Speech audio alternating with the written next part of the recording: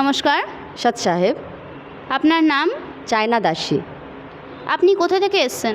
নদিয়া জেলার চাকদার বিষ্ণুপুর থেকে। আচ্ছা, এই যে সমাজে যে কালী পুজোয় বলি দেওয়ার যে প্রথা রয়েছে, আসলে কি কালী মায়ের বলিতে খুশি হন?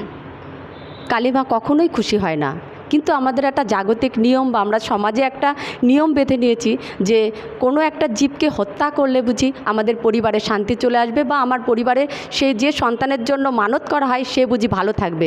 কিন্তু আদেও কোনো জীবকে হত্যা করে কোনো দিনই বাড়িতে শান্তিও আসে না, আর যার জন্য কামনা করা হয় সেও কখনো সুস্থ হয় না বা ভালো থাকে না। তাই কালীমা কখনোই কোনো জীবের হত্যা চায় না।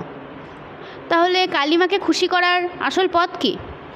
কালীমাকে খুশি করার একমাত্র পথ হচ্ছে এই সারা ব্রহ্মাণ্ডের মালিক যিনি কবির সাহেব, সেই পরমাত্মার যদি আমরা নাম দীক্ষা নিয়ে তার সদ্ভক্তি করি তবেই কালীমাতাও সুখী হবে এবং আমাদের পরিবারও সুখ বা শান্তিতে থাকতে পারবে।